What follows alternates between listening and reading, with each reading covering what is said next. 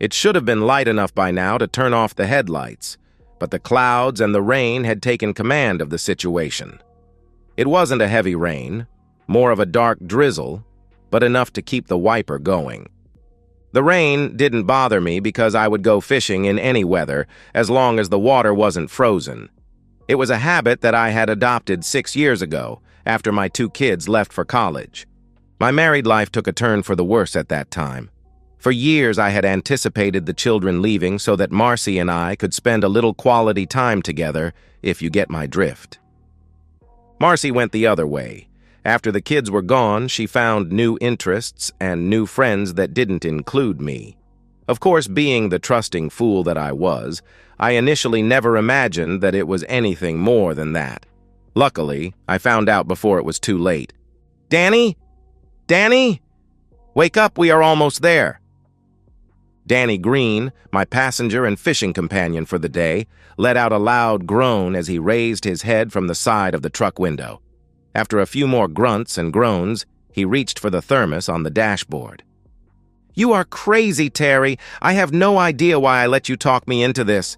I only get 2 Saturdays off a month and you had to insist that I go fishing with you today. Why today? You know that I hate fishing." I was smiling to myself as I watched Danny spill more coffee on his lap than he got into the cup. That resulted in a colorful stream of cuss words as he struggled to wipe himself off and at the same time try not to spill any more. "It's special, Danny. I'll explain it all to you after we get out on the lake. I absolutely needed you with me today." Danny and I grew up together. He was now a detective with the Madison City Police Department, and I was an assistant director at the Department of Parks and Recreation. We both were fairly happy with our jobs and our lives in general. We were not what you would call the closest friends, but we were close enough to go fishing together. 10 minutes later, the rain had relented just enough so that we could launch the boat without getting completely drenched. Danny was still cussing and groaning as we pulled away from the ramp and headed for fishing waters. As to be expected, we had the lake all to ourselves. Nobody else was crazy enough to go out on a day like this. The coffee was gone, so all we had to drink was the beer in the cooler. Danny looked in the cooler and then changed his mind. Although it wasn't actually raining, it was damp and miserable. Not really beer weather. I just brought some night crawlers and a little bit of mush along. No minnows today. After drifting into a quiet little cove, we both baited up and dropped in a couple of lines. Danny got as comfortable as possible under the circumstances and stared me straight in the eye. He didn't have to say anything. I knew what he wanted. "Danny, I brought you along today because I need to get an alibi fish." That got his attention. "What the hell is an alibi fish?" It was not an easy thing to explain. Now that I thought about it, it would probably sound stupid as well. Of course, when I planned all of this, I thought it was brilliant. "Danny, I have to be able to prove that I was here today, fishing. I need you to verify this, and I need the fish to prove that you are not lying for me, just because we are friends." My friend gave me an exasperated look as he reached into the cooler. I didn't think he was going after the beer to cool off, but rather to be able to wrap his head around my ridiculous explanation. He gave me a weird look and waved his hand at me, indicating that he wanted to hear more as he twisted off the cap. I didn't respond. I went for the ice chest and got a long neck for myself. It was too cool for beer, but we both had one anyway. "Do you remember Hannah Marshall?" "Yeah. She married that trucker from Paxton. Big brute that everybody said used to run with the devil dogs. Roscoe Bousher. They got married about 8 years ago." "So what does Hannah Marshall Bousher have to do with your alibi fish?" "About 2 years ago, Marcy started to hang out with Hannah. At first, I just thought it was girl stuff. You know, shopping and having lunch and things like that." Go on. Where are you taking this, Terry?" "Danny, I ain't the smartest guy in town, but it didn't take me long to figure out that Marcy was running around on me." "I don't want to get involved with this, Terry. I'm not going to stick my nose into your personal problems." Hold on. I am not asking you to stick your nose into my married life. All I want you to do is to verify that I was here with you today and that we have obtained the fish to prove it." "The alibi fish?" Danny asked. "Right. Without the fish, anything that you say might be suspect."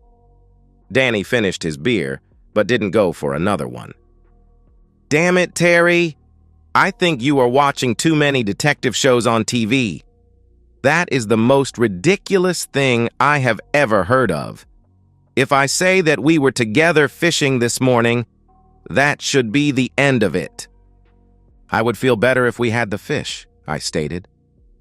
I heard a groan come from my fishing partner as he pulled in his line. While he was putting on a fresh worm, he tilted his head sideways to look at me. "You haven't told me why we are here, Terry. You still haven't told me why you need an alibi." I hit the trolling motor for about 5 seconds to allow us to drift closer to the pads near the shore. I started to get seriously interested in what Marcy was doing, but I didn't know what to do about it. She isn't big on using the computer for anything, so I discarded the idea of trying to track any activity there. Marcy loved her cell phone, but I had no idea how I could get any information by monitoring her calls. Hell, I wouldn't know how to do it if I wanted to. "Okay, I get it. You're a technical klutz. What did you do?" "I got 3 voice-activated digital recorders at Radio Shack. I put one in the kitchen, one in the living room, and the last one in the bedroom. I had to move the one in the kitchen 3 times so that it wouldn't pick up noise from the refrigerator and the other appliances. Since we are here under these peculiar circumstances, I have to assume that this idea worked for you," Danny asked. "Yes. All I found out the first couple of weeks was that Marcy and Hannah were seeing 2 guys on a regular basis. That bothered me so much that I didn't listen to any more recordings for about a week." "Did you find out who they were?" Danny asked. "Hannah was seeing a guy named Simon who worked at the powerlift gym over on Bleecker Drive. I never got his last name." "We have had some problems over at that place. It is not the kind of establishment where housewives typically go to do aerobics." "What about Marcy?" "Do you know a guy named Carmen who works at Monsanto Motors?" "Carmen Cambria? Oh boy, are you lucky. That guy is trouble, big time. We have been trying to nail him for years now. How the hell did Marcy hook up with him?" "I have no idea, but it looks as if they have been seeing each other for almost a year." Danny grabbed 2 bottles out of the chest and tossed me one. "Okay, Terry. So now I know that Marcy is cheating on you with Carmen Cambria, but I still don't know why you need an alibi." Most of the time, the conversations that I pick up between Hannah and Marcy are not of any importance. Last Tuesday, when I got home, the recording from the living room was a little different. I made a couple of copies of it and put one aside for you. I stopped talking for a moment as I watched one of my bobbers jiggle around on top of the water. It stopped moving, so I started talking again. "Why don't I just play it for you?" Recording. "We have to do it on Saturday. Terry always goes fishing on Saturday and he goes alone. That means that he won't have an alibi." "Saturday sounds good to me, but we have to get it done early before Roscoe wakes up." "I'll give Terry's gun to Carmen right after Terry leaves to go to the lake. I figure he can get over to your place about 8 o'clock. Is that early enough?" "That will be great. Roscoe will still be dead to the world. He doesn't start to move till about noon on Saturday.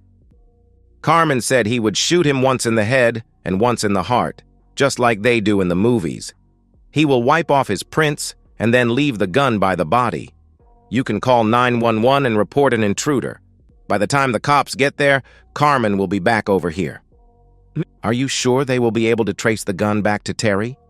"Absolutely. He bought the gun from a friend of his who is a detective. It is registered and easily traceable. Terry won't have anybody to claim he was fishing with him since he always goes alone. Just in case, Simon will be down in Atlantic City until late Sunday." "I can tell the police that Carmen was with me all morning, if it becomes necessary. It is time to put this charade to an end anyhow." "Wow, I hope that all of this works out. I'll get $2 million in insurance money and you can watch Terry go to jail for a long, long time. Hey girl, we got to go. Coal opens in 10 minutes. Danny stopped drinking his beer and just stared at me. I never heard anything so stupid in all my life. What do you mean? I asked. Are you sure that they weren't pulling your chain or setting you up? What do you mean? I asked again. Well, maybe they found one of the recorders and knew that you were listening in, so they staged this little discussion to mislead you. I guess. Anything is possible. Actually, I didn't go to the police or call you earlier because I wasn't sure myself. Danny finished his long neck and stuck it in the trash bucket. Are they talking about the Beretta that I sold you 3 years ago? Must be. It is the only gun that I own. Hell, I never even shot the thing. It just sits on the night table by my bed all the time. Terry, if this is for real, it will get nasty. How so? I asked. You do realize that if you knew that murder was going to be committed and did nothing to stop it, you could be considered an accessory. Who was I going to tell? Who would have believed me? I played the tape for you, and you don't even believe it. And you are my friend. So you did nothing? Danny asked. No. Last night after Marcy was asleep, I took the Beretta out to the garage and disabled it. Disabled it? Danny asked. Yeah, I fixed it so that it wouldn't fire. My fishing partner let out a long sigh. Well, that's a relief. I feel a lot better about the situation now. Good move, Terry. We still hadn't caught a fish. Danny pulled in one line and took off the bobber. I watched as he fastened a lead sinker on the bottom and put a mush ball on the hook. He flipped it into the channel and fed out the line until it hit bottom. 2 minutes later, he pulled a foot-long sucker into the boat. Okay, good buddy. We got your alibi fish. Let's get the hell out of here. I have a feeling that I am going to get a phone call very shortly if your recording wasn't a sham. We were driving for about 20 minutes when Danny started verbally pounding on me again. Terry, I can't believe that you let this thing get so convoluted. It sounds like some sort of weird urban legend tale that you would read on the internet. Nothing makes sense. Come on. It's not that unbelievable, is it? It could happen. I don't think so. It is the worst planned crime of the century. Nobody would be stupid enough to try something like that. I can't believe you fell for it. Okay, Mr. Know-It-All. If the conversation was a setup, what were they trying to get me to do? Did they want me to call the police? Did they want me to warn Roscoe? Did they want me to confront Carmen? Hell, maybe Marcy just wanted me to leave and file for divorce. Why would they set something like that up? I don't know. I just can't believe any of it. Why would they leave a gun that was wiped clean of fingerprints if they were trying to frame somebody? What about GSR and DNA? This is not the 20th century. We have the technology now to clarify all of this evidence. Now, who is watching too much TV? Before they can get all of that stuff straightened out, I will be rotting away in a jail cell. Danny was just starting to crack a smile when his cell phone rang or whatever they did. Detective Green, what's up? As Danny listened to the phone call, I noticed he silently voiced the words. Oh, shit.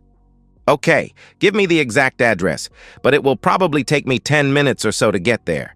Keep everybody at the house and don't move anything unless it is absolutely necessary. Danny turned the phone off and leaned back in his chair. I take it that you know the way to Roscoe and Hannah's place? 5 minutes later, he looked over at me. Stop smiling, you smart son of a b****. It's not funny. I was still grinning when we pulled up at the house. Danny quickly stopped the EMT guys while they were wheeling a gurney out to the van. As he looked over the occupant, he shook his head in disbelief. An officer in plain clothing approached him, and they were soon in a deep conversation, with lots of arm waving and indistinguishable shouting. There were at least 4 black and white units on the street with their lights flashing. Danny waved me over as they started walking towards the house. Detective Wallace, this is Terry Connor. Terry Don Wallace. As I shook his hand, he casually commented, "Oh, you are the guy who owns the gun." It was a comment sort of posed as a question. Danny stopped and turned to him. "Wallace, who told you that it was Terry's gun?" Don Wallace seemed a little uncomfortable at the question. "It was Mrs. Boucher. I asked her who the owner of the gun was, and she said Terry Connor without hesitating." "Don, how did she know that?" "I don't understand." "How did Hannah Boucher know that that gun belonged to Terry Connor?" "I am not sure." "Have somebody take her down to the station. We have a lot of talking to do." Detective Wallace went into the house. Danny glanced back at the EMT vehicle as it was leaving. "I couldn't catch much, Danny, but he looked to be in bad shape from what I could see. Is Roscoe going to be okay?" "Roscoe? Roscoe is fine. That bloody mess on the way to the hospital is Carmen Cambria." "Terry, I thought you said you disabled the gun." "I did. Hell, it took me about 2 hours," I replied. "What the hell did you do to it?" Danny asked. "I drilled a small hole in the barrel and then forced a bolt into it. It seemed to be blocking the barrel pretty well when I finished. I burned through 4 drill bits getting that hole done." "Why?" "Why didn't you just take out the firing pin?" "I didn't know how to do that." Danny sighed deeply and gave me a small grin. "It seems that Carmen decided to wake Roscoe up just before shooting him. I guess it was some kind of macho thing. Anyhow, when Carmen pointed it at Roscoe's head and pulled the trigger, it exploded and blew half of his hand off. He lost his thumb and 2 fingers. It only took a few seconds for Roscoe to figure out what was going on. He was still beating Carmen 5 minutes later when the police finally arrived. They had to hit him with a taser to pull him off. Well, I sort of disabled it. It didn't truly fire." "Geez, Terry, I can't believe all of this." As we walked into the house, Detective Wallace was bringing out Hannah in handcuffs. I guess he figured something out. Danny looked over at Wallace as he passed. "Go by 321 David Drive and pick up Marcy Connor also. And whatever you do, don't let the 2 of them get together. Use 2 cars." Roscoe was sitting at the kitchen table. An EMT was putting some type of antiseptic on his hands. It must have stung a little, but he never flinched. His head snapped up when he saw Danny and me. Terry, was that damn gun yours?" I looked over at Danny with a guilty expression on my face, unsure of how to respond. "Yeah, it's mine, but I didn't give it to him. I keep it in my nightstand for protection." "Well, it is damn lucky that you never had to use it. I don't know what was wrong with it, but I am one lucky son of a bitch." Danny realized my dilemma and jumped in. "Roscoe, Terry learned about what Carmen was going to do but didn't know how to handle it. He notified me this morning, but just in case, he jammed up the barrel of the Beretta. That's why it exploded." "Geez, Terry, why didn't you let me know?" "I was afraid that I might be wrong, or they might change plans if the first one didn't work. If it wasn't for real, nothing would have happened. I am sorry, Roscoe, but I didn't know what the hell to do. I did the best that I could." "Okay, I don't like it, but I understand. By the way, why didn't you just take the firing pin out?" Out of the corner of my eye, I saw Danny smile as I was groaning at Roscoe's obvious question. Roscoe stood up and put his hand on my shoulder as he walked toward the refrigerator. "Don't worry about it. You did fine. Weird, but fine." He grabbed a bottle of V8 juice from the top shelf and took several large swigs. I wandered outside as the police took care of everything else that had to be done. 20 minutes later, Danny came out and told me to go home. I wasn't looking forward to it, but Marcy wasn't going to be there anyhow, so it didn't matter. When I got home, I found that Marcy had a fresh pot of coffee. I guess she was expecting company. I had 2 cups and then plopped down on the sofa for a short nap. Getting up at 4 a.m. sometimes leaves me drowsy later in the day. The phone woke me up about 5 hours later. Terry, it's Wilbur. Marcy just called me from the courthouse and asked me to come down and post bail for her. She wouldn't tell me anything else. What the hell is going on? Why didn't she call you?" "Wilbur, I am afraid your daughter has gotten herself into a little trouble.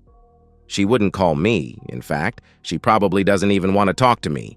You will have to get her to explain it to you herself, because I am afraid that you would not believe me." Damn, that sounds ominous. Is she hurt or anything? No, she is fine. When you get her bailed out, please take her to your place. I will bring all of her clothes and stuff over there as soon as I can. Can you raise the money you need? Yeah, that won't be a problem. What about the kids? Do they know? I'll let them know, Wilbur. Don't worry about that. After my father-in-law hung up, I grabbed a half-dozen trash bags and started filling them with Marcy's finery. I emptied the dressers first and then the closets and bathroom. Anything else that might be stored away she could get later. I put the alibi fish in with her best dresses and tossed the bags into the back of the boat. I called my son, Benson, at his Clarksville apartment. He had been stationed at Fort Campbell for the last 2 years. I told him that his mother got into a little bend, but did not elaborate. I knew that he had a lot more questions, but I didn't want to get into that at this point. My daughter Sharon was not quite as laid back about the whole thing. She has been living in Baltimore with her new husband for about a year now. Since I refused to explain things to her satisfaction, she let me know that she would be coming home first thing in the morning. She seemed a little upset with me for some reason. I didn't push it. 20 minutes later, I piled all of Marcy's bags on the front porch of her parents' home. No one was at the house when I arrived, and I didn't feel like waiting around. I went to the Outback for supper. I had a hard time finding a parking place with the boat on the back of the truck. I slept well that night. There wasn't much of anything that I could do on Sunday, so I spent the day inventorying everything. I decided that it was time to move on. I made 2 lists, what I could leave behind and what I wanted to take with me. It was pretty easy.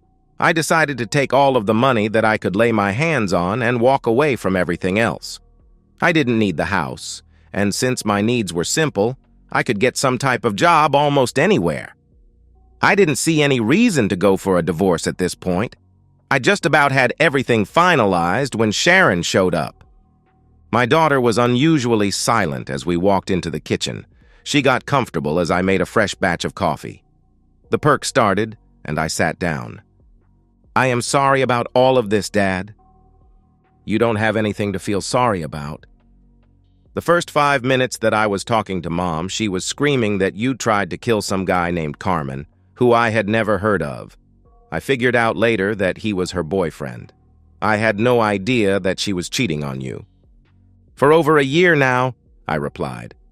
When I asked her why she was in jail and you were not, she went ballistics on me. While Grandma was calming her down, Grandpop took me into the kitchen and explained everything to me. Apparently, he got the complete story at the courthouse from Danny Green while they were getting her ready for release. Sharon, I am sorry that you got caught up in this mess. I was trying to keep it from you and Benson.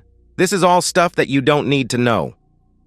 I poured 2 cups of coffee and got her some cream. Actually, I know all I need to know. I came here to give Mom support, but I don't really feel the urge anymore. I am going back home straight from here. Do you need any help? No, I am all right, but I am afraid that this fiasco will cause me to become a local laughingstock. I am going to go away for a while. I don't know where and I don't know for how long, but I am leaving within the next few days. You are not going to stick around for Mom's trial? No. I have to give a statement tomorrow about what happened, but after that, they say I am free to go. If they need me for anything, they can always find me. I meant, are you staying around to help or support Mom? Are you joking? She tried to kill a man for insurance money and blame it on me so she could be with her lover and send me to jail for a few years. Why would I want to do anything to help her? We talked for 10 more minutes and then Sharon left for Baltimore. The day was about to take an interesting twist. I wasn't that hungry, so I just popped an English muffin into the toaster for supper. I first heard the rumble as I was getting the honey down from the cabinet. Before the toaster had finished its job, the rumble had grown into a loud roar and had really gotten my attention. I glanced out the front door and saw at least 30 motorcycles pulling up to the house. I had no trouble recognizing Roscoe on the lead bike. There was no discussion. He just walked up to me, handed me a dilapidated half-shell, and turned to go back to the Harley. I followed and got mounted behind him. As we drove away, I realized that I hadn't even closed the front door of the house.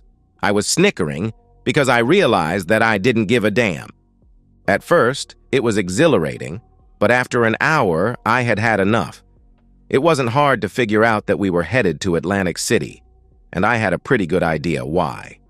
What I couldn't figure out was my contribution. By the time we arrived at the Taj, the number of bikes had somehow doubled. The noise that they generated as they streamed into the underground parking garage was deafening. The majority of the riders started going into the general casino area, while Roscoe, myself, and 3 others headed for the elevators to the main hotel. The 3 guys got off on the 7th floor, but my escort and I continued on to the top. I did notice that all of the security cameras had been coated with some type of foam insulation spray. Roscoe seemed to know exactly where he was going and how to get there. 2 minutes later, we were on the roof, overlooking the Atlantic Ocean. We were standing quietly, and he noticed me looking at him, as if silently wanting an explanation that I really didn't want. He smiled and placed his enormous hand on my shoulder. "You did fine, Terry. You did fine." About that time, the 3 guys joined us on the roof with a new player. Simon Walcott was definitely scared to death as he reluctantly arrived. Although he worked at a commercial gym, he was no match physically for Roscoe. Again, there were no words spoken. Roscoe simply grabbed Simon by his neck and the seat of his pants and walked him off the edge of the roof. 5 minutes later, the 4 of us were on our way back home. The rest of the group stayed at the casino. Roscoe dropped me off at the house. The other 3 guys had disappeared somewhere along the way. I handed him back the helmet, we smiled, and we said nothing again. I liked this guy. I slept well that night. Danny came by early the next morning. He had called several times Sunday night to check on me and got no answer. I just smiled and said I had too much to drink and had passed out. It went no further. It was a busy day. I had everything planned out and it all went like clockwork. I spent the whole day closing accounts and tidying up loose ends. I called Wilbur to see how things went at his end. He arranged for Marcy's bail and she was settled in at their house. He asked if I wanted to speak to her and I declined. I am not certain if she was up to it or not, but he felt obligated to ask. Hannah had no one to post bail for her, so she was going to be a county guest until her trial. I was just getting ready to go to Taco Bell for supper when Danny called again to let me know that Simon had been found dead in Atlantic City. He asked me if I knew where Roscoe was. He didn't think it was funny when I laughed at his question. His demeanor picked up a little when I told him to come over to the house to get his new boat. Hell, I didn't need it anymore, and I didn't want to waste a lot of time trying to sell it. I spent the next 4 weeks living with Sharon and her family. Every day I went down to the harbor and just milled around with all of the tourists. Danny was more than willing to give me the status of things at home. Marcy and Hannah avoided trial by pleading guilty to a variety of charges. They both received sentences of 3 to 5 years. The Atlantic City police had no idea what happened to Simon and were not even actively pursuing any investigation into the matter. Monsanto Motors mysteriously burned to the ground. More than 87 cars were lost in the fire. There were no leads. Carmen Cambria spent over 2 weeks in the hospital and was now awaiting trial for various charges, including attempted murder. Roscoe agreed to stay in the area until Carmen's trial. I seem to have lost all interest in fishing. And that's the end of today's story. If you enjoyed it, please give this video a thumbs up and drop a comment below. Your support helps the algorithm push my content further. If you're new to the channel, don't forget to hit that subscribe button. It really helps me keep creating more stories for you. Thanks for watching, and I'll see you in the next one.